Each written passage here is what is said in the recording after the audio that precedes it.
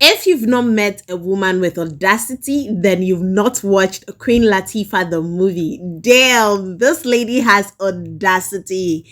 The movie Queen Lateefah tells the story of a smart girl, Lateefah, who's too brainy. She'll do anything to get her family from the gutters. The story starts in a shopping mall. We see Lateefah shopping. Suddenly, Lateefah trips and falls. Ha! She starts shouting, "Internal bleeding! My head!" Apparently, Lateefah targeted a place where the CCTV camera would capture cleanly. Her assistant, who was in the shop at the same time as a shopper too, dropped an item, and just when the cleaner drops the mop to pick it up, Lateefah trips and falls. Chai! She then blames her fall on the cleaner for negligence.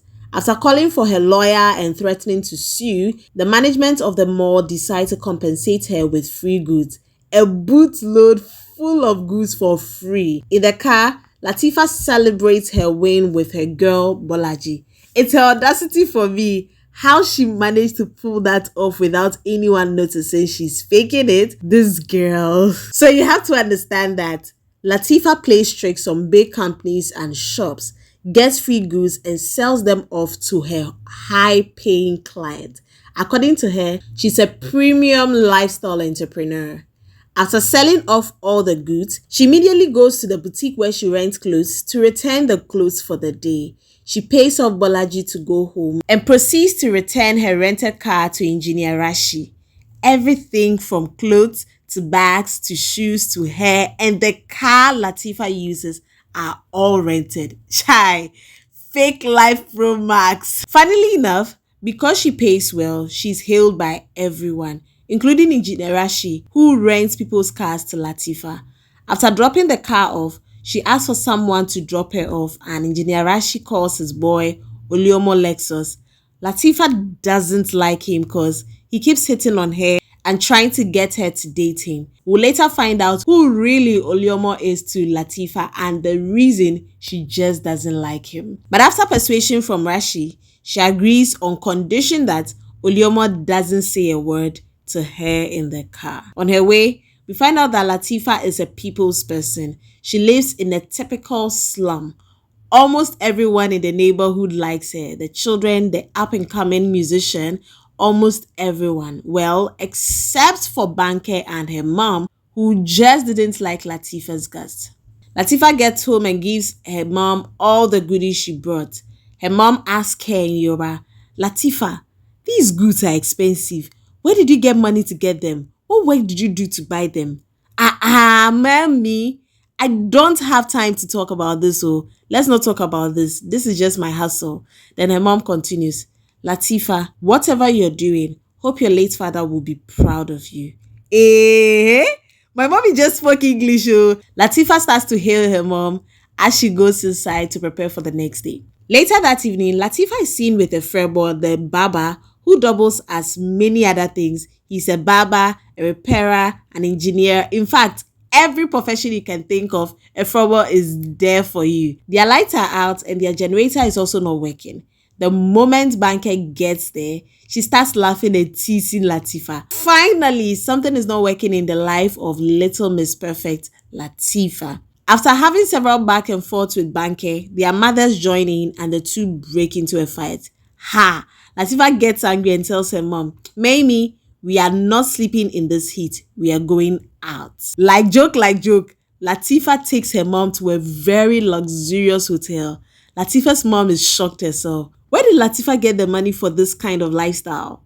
While they were still eating at the hotel's restaurant, Lateefah asks Bolaji to drop a cockroach in the food. Just when the waiter returns to deliver the remaining order, she starts shouting, "Hey, cockroach, where's your manager? I request to see your manager." The manager gets there and Lateefah starts shouting all the more. "You people want to kill us. I'm going to tell the world. You know what?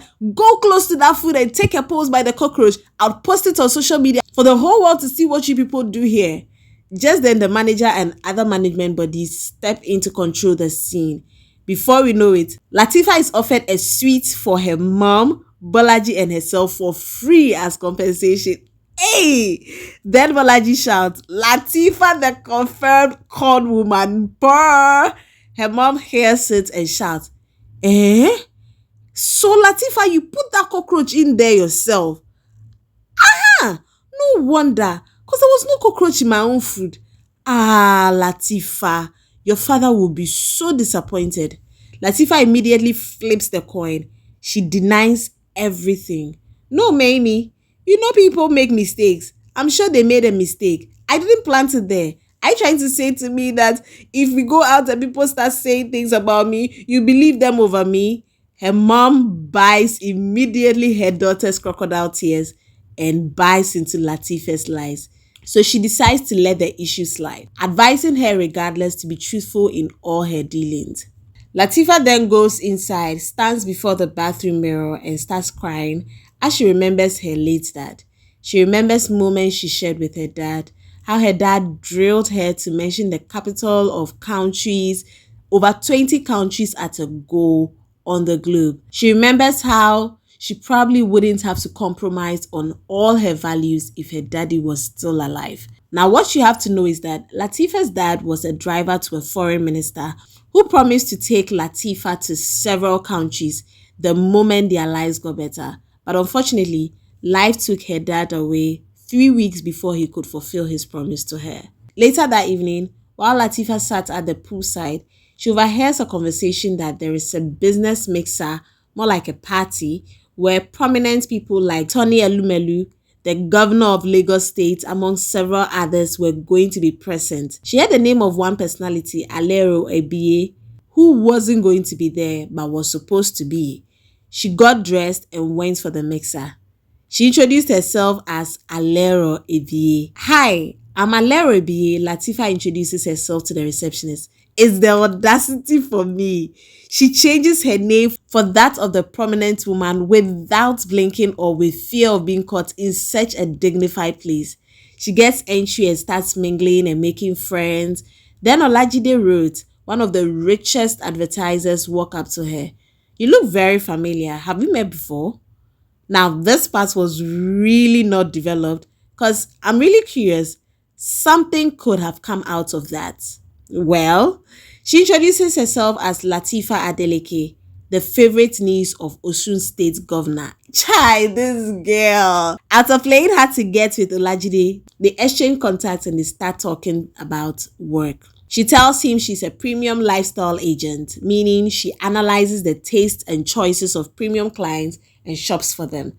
She then starts telling Jide all about himself, from the Ferragamo shoes he's wearing to the perfume he's wearing. Jide is blown away. Like, how come someone knows so much about him? You can see that he's hooked at this point. He goes ahead to talk to her about his advertising field as well. Then Arise interrupts. She's the executive assistant of Olajide. She clearly is in love with her boss. Just the sight of Lateefah with her gorgeous boss, as she puts it, pisses her off. Now, this is the turning point for Queen Lateefah. Her life takes a complete turn from here. She thought she had the grip of her life until her encounter with Olajide and Arise changed everything for her. This is where it gets messier. Ha! And this movie couldn't have gotten any more interesting and emotional from this point. I'll end the first part here. If you want me to continue, I'd like to hear from you first. If this video gets 30,000 views in 10 days, I'll definitely do a recap of the remaining part. But the question is, would Lateefah eventually be caught in her web of lies, or love will conquer it all? You should find out. I absolutely love this film. This is a very bold story, and I must commend Wumi Toriola for such bold storytelling. It has so much depth and weight with huge lessons you'd absolutely love. I would rate this film a 7 out of 10 for great story and acting. However, there were a few hitches here and there which I probably won't go so much into. For instance, there were some characters that were not really developed. Take Arise, for instance. We all know that she liked her boss, but really, we needed time with her and Jide. Did Jide even know or think she had feelings for him? Again, what really was the cause of the strife between Lateefah and her mom and Banker and her mom? Why did the two women not meet eye to eye? It seems as though they were pretty close in their earlier years, so what changed? Is it just jealousy that Lateefah and her mom are doing better, or there is more? Again, there was zero semblance between young Oluomo Lexus and old Oluomo Lexus, that is Broda Shaggi and his younger self. They didn't try at all on this part. At least get someone slimmer or someone that looks a little bit like Broda Shaggi. That person in that childhood didn't have any semblance to Broda Shaggi, if you ask me. Also, the restaurant scene was really sketchy. Because tell me how a whole restaurant as big as that did not have CCTV footages to check and double check facts before giving in to Lateefah and all her lies. Everything seemed to have been exaggerated, trust me. Regardless, this was a great watch. The story was really touchy. I must commend Bolaji, Lateefah's assistant, for such great acting. She did great, man. It's my first time seeing her in a film, but she really blew my mind. Her swish and accent was just beautiful. Anyways, have you seen Queen Lateefah the movie? What is your rating of the film? Drop it in the comments. I just dropped on my channel top 10 Uzorukwe movies and Timini Ebuso movies. Man, you definitely love it. Don't forget to watch other videos on the channel. You'd absolutely enjoy it. Once again, thank you all so much for 30,000 subscribers. I don't take that for granted at all. I have a lovely WhatsApp group and a beautiful community. If you'd like to join, just click the link in the bio and yeah, you definitely enjoy it. Let's link up and get interactive. Don't forget to share, like, comment, and kindly watch other videos on the channel. The name still remains Mame Abnapukia. Do drop a like for this video, and until next time, see you in the next. Screw.